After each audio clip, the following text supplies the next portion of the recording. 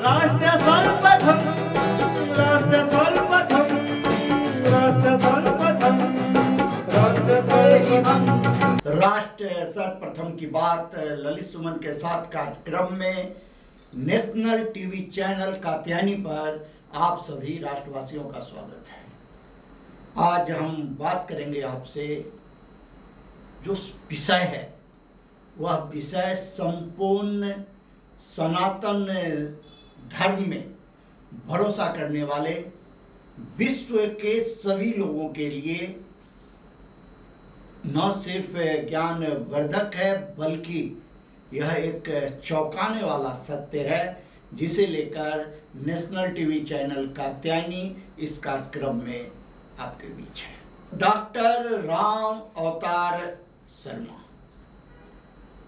इन्होंने जो काम किया है, अगर इस काम का सही ढंग से कोई मूल्यांकन करे तो डॉक्टर राम अवतार शर्मा को युग पुरुष की संज्ञा दी जा सकती है। एक बगल मर्यादा पुरुषोत्तम श्री राम के मंदिर के निर्माण को लेकर, जन्म स्थान को लेकर जो विवाद सैकड़ों वर्ष से चलता चला आ रहा था, उस पर पटाक्षेप होने के बाद मर्यादा पुरुषोत्तम श्री राम के मंदिर का जहां निर्माण अयोध्या में हो रहा है, वहीं राम सर्किट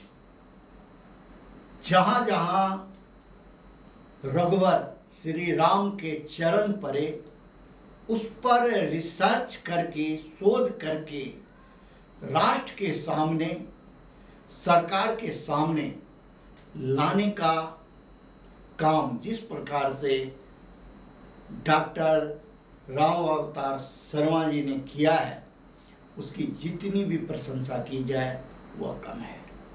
आप सुनिए डॉक्टर राम अवतार शर्मा को, जिन्होंने कात्यायनी टीवी से बात करते हुए क्या कहा। राष्ट्र सर्वप्रथम की बात ललित सुमन के साथ नेशनल टीवी चैनल कात्यायनी पर। आज हम बात करेंगे राम सर्किट के संदर्भ में, जिन्होंने एक आविष्कार किया है और इस देश को बताया है कि मर्यादा पुरुषोत्तम श्री राम अयोध्या से लेकर अपने वनवास तक, और वनवास से लेकर फिर अयोध्या तक की वापसी किस प्रकार की। हमारे साथ हैं डॉक्टर राम अवतार शर्मा जी, जिनसे हम बात करेंगे। डॉक्टर साहब, ये बताइए जो कि आपके दिल में यह ख्याल कहाँ से आया, यहीं से शुरू करते हैं। ये कहाँ से आया, क्यों संकल्प हुआ, ये तो मुझे भी नहीं पता, लेकिन जब मैं 5-6 वर्ष का था तब मुझे संकल्प हुआ था कि मुझे भगवान राम के यात्रा स्थलों का दर्शन करना है। उसके बाद मैं भूल भी गया था, अनेक बाधाएं भी आई, लेकिन जब मैं करीब 28-29 साल का था, तब मैं आयकर विभाग में सर्विस करता था। अचानक मुझे ध्यान आया, करे जिस काम के लिए आया था वो तो रह गया, और मैंने इन सब स्थलों की खोज आरंभ की। इसमें एक बात बाद में अनुभव आई कि अयोध्या जी से जनकपुर और अयोध्या जी से रामेश्वरम तक 290 स्थल मिले हैं। ये भारतीय संस्कृति की अमूल्य धरोहर है, जो धीरे धीरे समाप्त होती जा रही है। ये हमारे आने वाली पीढ़ियों के लिए बहुत आवश्यक है, उनके संस्कारों के लिए, लेकिन हमारी अपनी उपेक्षा के कारण ये स्थल लुप्त होते जा रहे हैं। इसलिए हमें इनका संरक्षण करना चाहिए। ये स्थल उत्तर प्रदेश, बिहार, नेपाल, मध्य प्रदेश, छत्तीसगढ़, झारखंड, उड़ीसा, आंध्र प्रदेश, महाराष्ट्र, कर्नाटक और तमिलनाडु के गांवों में, शहरों में, जंगलों में, पहाड़ों पर, समुद्रों और नदियों के किनारे फैले पड़े हैं। इन स्थलों को संरक्षण करना हमारा कर्तव्य है, और इसी के लिए हम लोग ये एक अभियान चला रखा है। हमने राम जी की लीला भूमि पर तो काम नहीं किया, राम जी के रामत्व पर किया, वो भी सीमित दृष्टि से। जब राम जी की लीला भूमि ही समाप्त हो जाएगी तो तो फिर हमारे पास धीरे धीरे कुछ भी नहीं बचेगा। इसलिए हमारा कर्तव्य बनता है कि राम जी की लीला भूमि अर्थात जहाँ जहाँ श्री राम के, सीता जी के, हनुमान जी के, लक्ष्मण जी के शरण पड़े, उन स्थलों को हमें सुरक्षित करना चाहिए ताकि हमारे आने वाली पीढ़ी इनसे संस्कार ग्रहण करे और मानवता का संदेश इस विश्व को दे। डॉक्टर साहब, आपने एक संगठन बनाया है जिसके माध्यम से आप संपूर्ण राष्ट्र को जोड़ते जा रहे हैं, जरा उसके बारे में भी देश को बताएं। देखिए, एक व्यक्ति कुछ नहीं कर सकता, इसलिए हमने एक संगठन बनाया, श्री राम सांस्कृतिक शोध संस्थान न्यास, जिसके माध्यम से हम इस स्थलों का प्रचार करते हैं। अब ये सौभाग्य की बात है कि जब से हमने इनका प्रचार शुरू किया है, ये सब स्थल प्रचारित हो गए, इन सब स्थलों पर पूजा आरंभ हो गई और अधिकांश का जीर्णोद्धार हो गया और ये भी स्थल सुरक्षित हैं। हजारों हजारों लोग इनसे इन पर जाकर पूजन करते हैं और संस्कार प्राप्त करते हैं।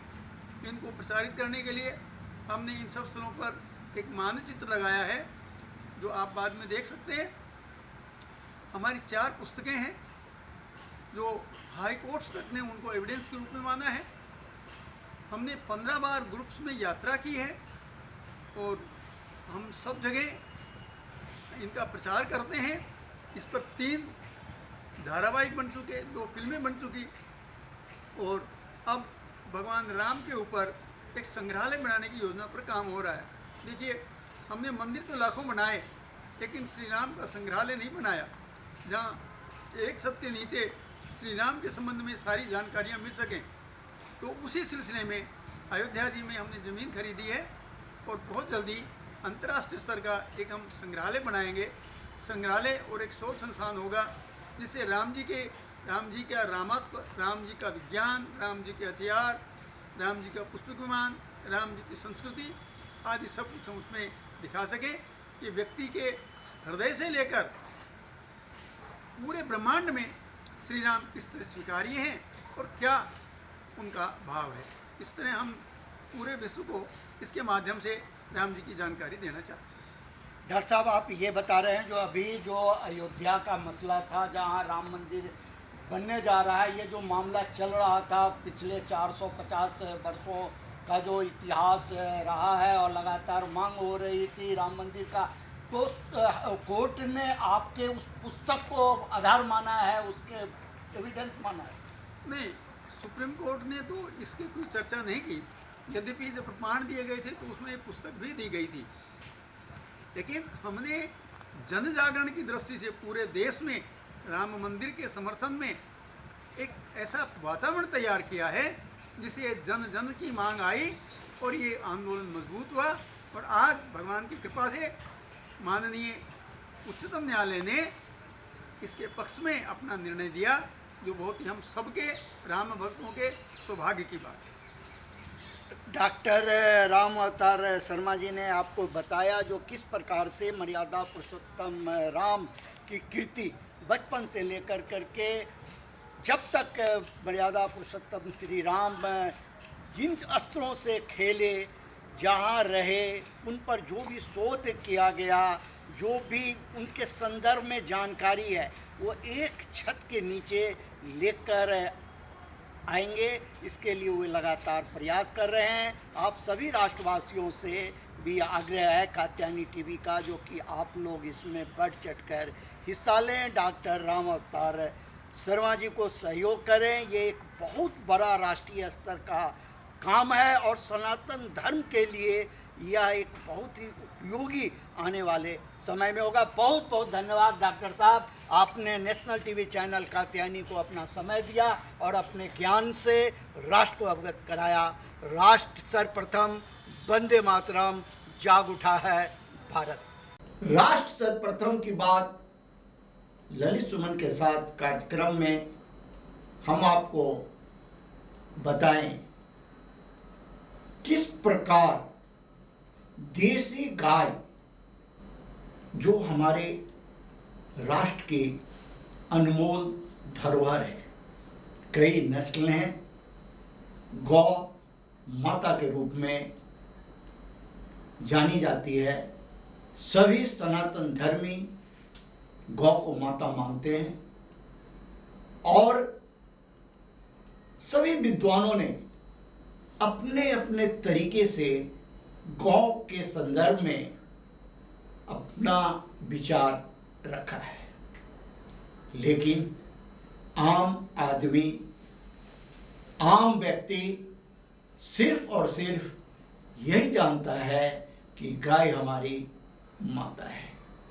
गौ को आदरणीय, माननीय, सम्माननीय माना जाता है, उसे माता के रूप में देखा जाता है। डॉक्टर चंद्रकेतु जो उत्तरी दिल्ली नगर निगम में आयुष के निदेशक हैं, उन्होंने आयुर्वेद,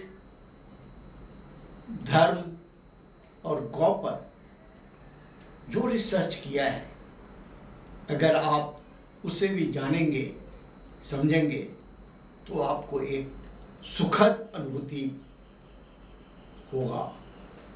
डॉक्टर चंद्रकेतु गाय के संदर्भ में क्या बता रहे हैं, देसी गाय के संदर्भ में आप खुद सुने डॉक्टर चंद्रकेतु के विचार। ये मेरी गंगा है, ये कामधेनु है, ये बिल्कुल हरियाणवी देसी गाय जो है वो है।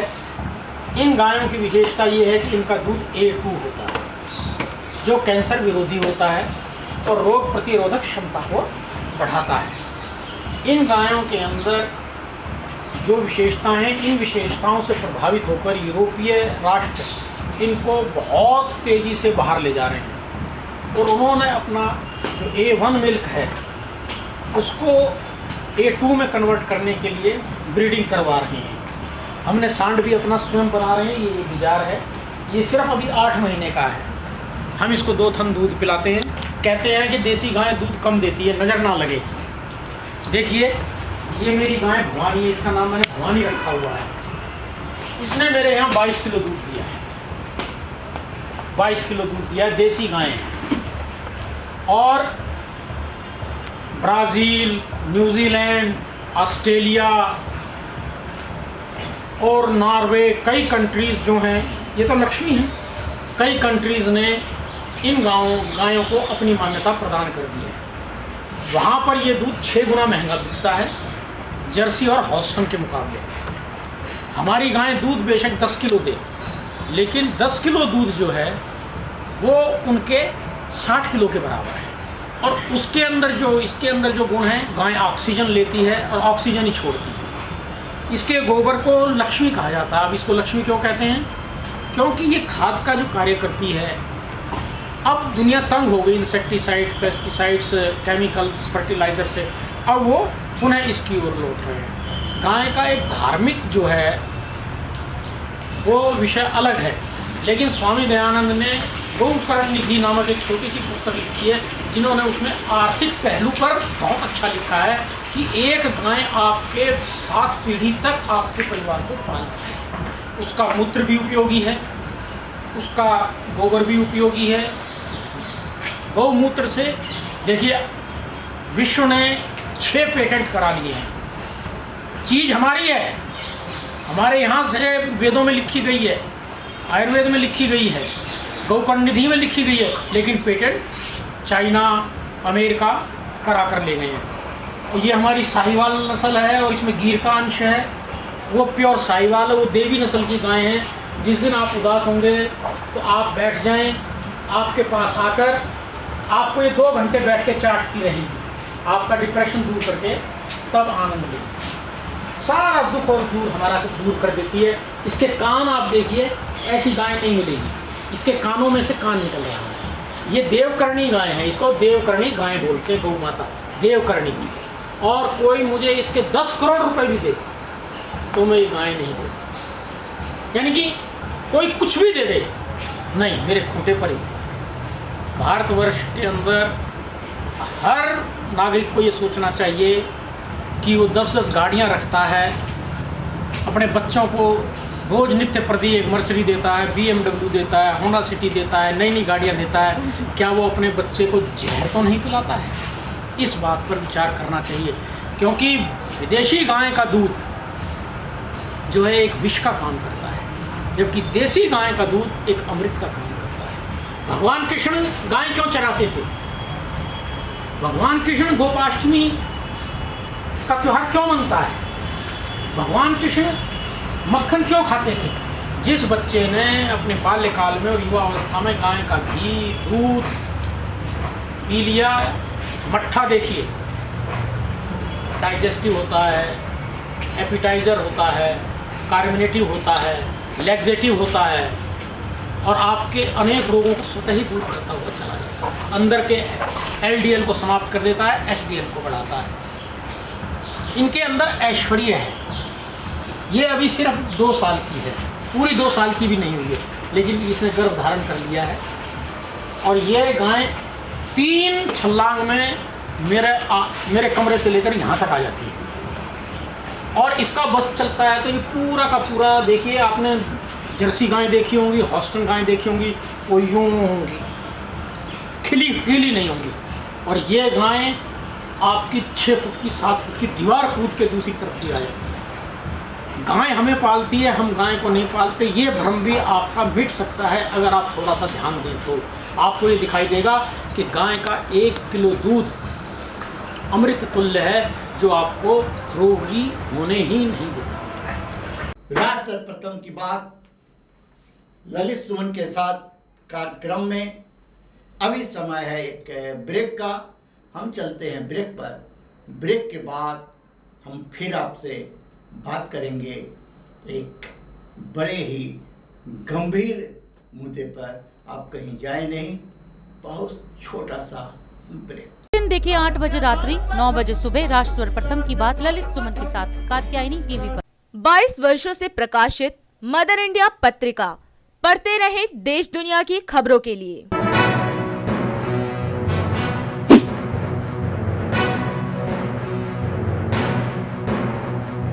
26वें वर्ष में आपके लोकप्रिय समाचार पत्र इंडिया दर्पण का प्रवेश। आप देखते रहे अपने क्षेत्र की खबरें।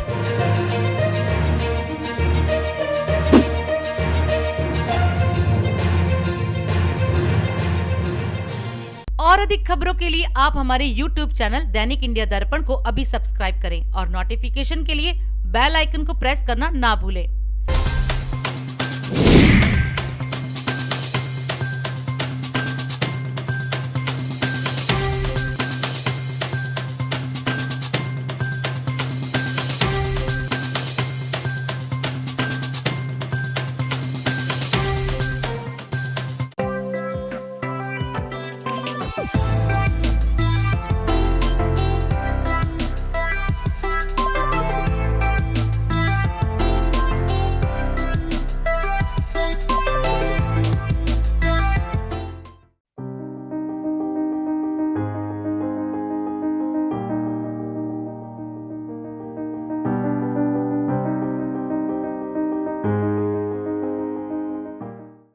राष्ट्र सर्वप्रथम की बात कार्यक्रम में ब्रेक के बाद नेशनल टीवी चैनल कात्यायनी पर आप सभी राष्ट्रवासियों का फिर से स्वागत है। राष्ट्र सर्वप्रथम की बात में हम बात कर रहे थे मर्यादा पुरुषोत्तम श्री राम के मंदिर बनने और रघुवर के चरण जहाँ जहाँ पड़े हैं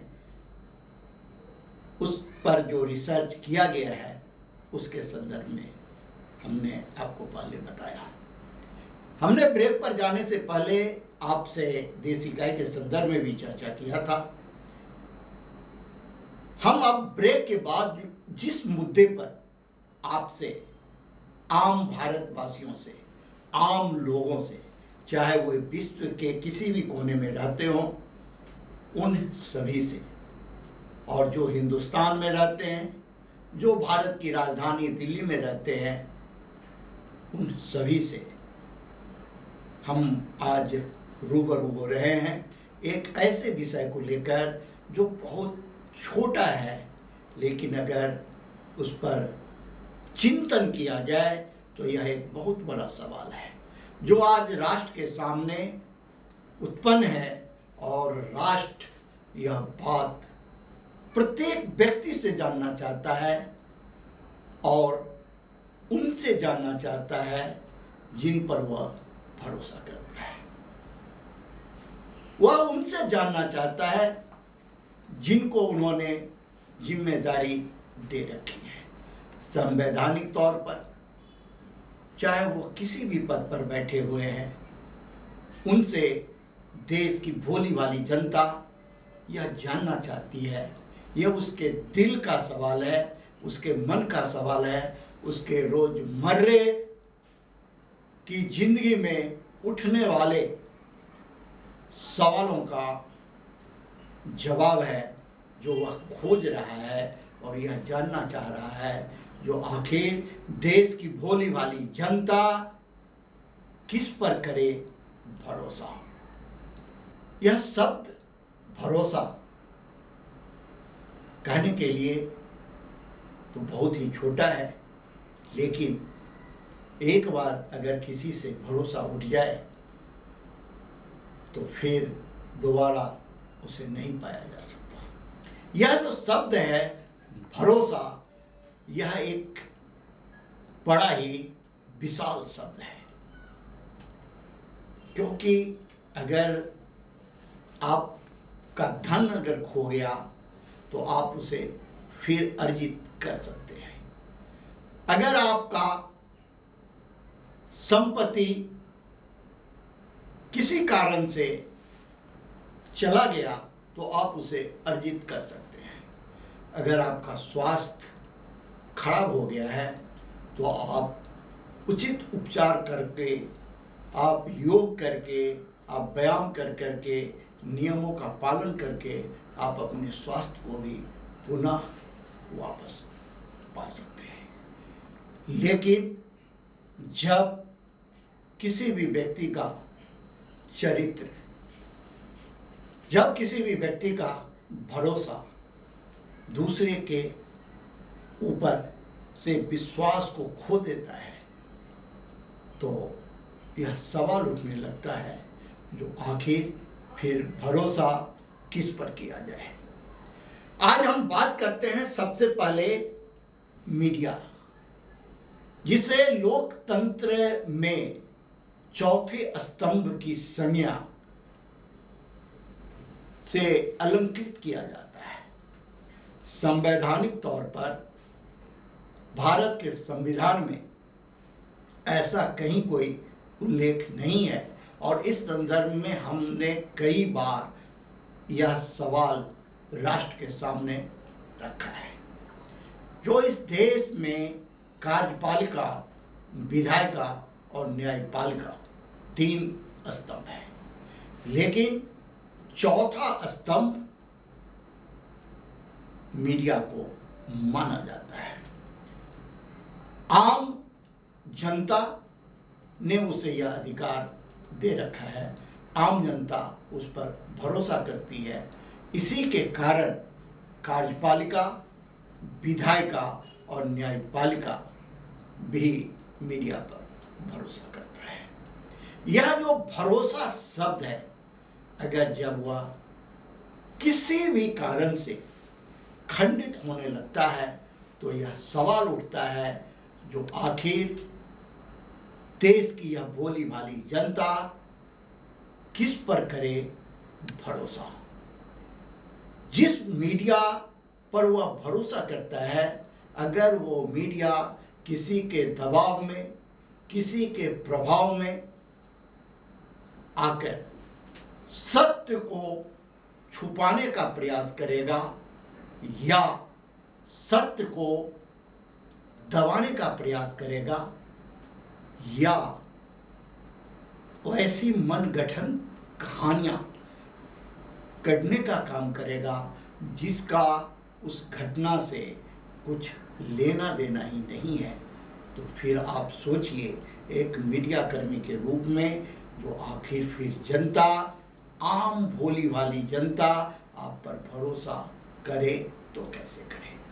आप लोकतंत्र में जो आपको यह चौथा स्तंभ कहा जाता है, जिसे निर्भीक, निष्पक्ष और स्वतंत्र माना गया है, आप क्या उस भरोसे के लायक अपने आप को मानते हैं, समझते हैं, या आपको अपने अंतरात्मा से पूछना है आपको अपने अंतरात्मा से जानना है, चिंतन करना है, मनन करना है, क्योंकि देश की आज़ादी में मीडिया का अहम रोल रहा है। चाहे वह प्रिंट की मीडिया हो, चाहे उस समय में दीवार पर शब्द लिखकर क्रांति की बिगुल फूंकने की बात हो, या छोटे छोटे पन्नों पर शब्द लिखकर लोगों के दिल को झकझोरने की बात हो, मीडिया ने अहम रोल अदा किया देश की आज़ादी। कई मीडिया कर्मी को, कई संपादकों को प्रताड़ना के दौर से भी गुजरना पड़ा, लेकिन कलम हमेशा सत्यमेव जयते के पथ पर चलता रहा। न काहू से दोस्ती, न काहू से बैर के सिद्धांत पर काम करता रहा, और आम भोली भाली जनता का विश्वास, भरोसा, आम भोली भाली जनता का विश्वास और भरोसा वह जीतने में कामयाब रहा। आज़ादी के बाद मीडिया का विस्तार हुआ। दिनों दिन मीडिया आज अंतर्राष्ट्रीय स्तर तक अपनी पहचान बनाने में सफल रहा है, चाहे वह वेव की माध्यम से हो, चाहे वह सैटेलाइट की माध्यम से हो, चाहे वह प्रिंट मीडिया के माध्यम से हो। विभिन्न तरहों से मीडिया का प्रचार और प्रसार हुआ है, लेकिन मीडिया के ऊपर जो एक भरोसा आम भोली भाली जनता करती थी, उसके ऊपर आज तरह तरह के सवाल उठने लगे हैं। तो हमें, आपको सभी को आत्मचिंतन करना होगा, जो आखिर कहाँ हमसे कमियां रह रही है, जो आम भोली भाली जनता हमारे ऊपर भरोसा नहीं कर पा रही है, या हम जो काम कर रहे हैं सही कर रहे हैं, आज भी सत्यमेव जयते के पथ पर चल रहे हैं, ना काहू से दोस्ती, ना काहू से बैर की भावना के साथ हम शब्द लिख रहे हैं, घटना को आम लोगों के सामने, सरकार और प्रशासन के सामने ला रहे हैं। तो फिर मीडिया को बदनाम करने का यह जो कुचक्र चल रहा है, वह कौन है जो यह काम कर रहे हैं, इस बात पर भी चिंतन और मनन करने की आवश्यकता है। हम फिर आपसे बात करेंगे अगली कड़ी में, जो आखिर भोली भाली जनता किस पर करे भरोसा, और उस बार एक और विषय होगा। इसी मुद्दे पर हम एक और ऐसी हस्ती, एक ऐसे विभाग, एक ऐसे तत्व जिस पर संवैधानिक भरोसा की ज़रूरत है और वह भरोसा खोते जा रहे हैं, हम उस पर चर्चा करेंगे और राष्ट्र और राष्ट्रवासी चिंतन करें, और राष्ट्र को सर्वप्रथम बनाने की दिशा में सभी लोग अपने अपने हिस्से का योगदान दें। यह नहीं देखें कि यह राष्ट्र हमें क्या दिया है, हम हमेशा यह सोचें कि हम राष्ट्र को क्या दे रहे हैं। इसी शब्दों के साथ हम आपसे फिर एक बार आग्रह करेंगे, जो कि भरोसा किसी भी कीमत पर नहीं टूटनी चाहिए, क्योंकि भरोसा ही ईश्वर का दूसरा रूप है। राष्ट्र सर्वप्रथम की बात ललित सुमन के साथ कार्यक्रम में हम आपसे आज यहीं विदा लेते हैं। आप अन्य खबरों के लिए बने रहें नेशनल टीवी चैनल कात्यायनी पर। राष्ट्र सर्वप्रथम, वंदे मातरम, जाग उठा है भारत। 22 वर्षों से प्रकाशित मदर इंडिया पत्रिका, पढ़ते रहें देश दुनिया की खबरों के लिए।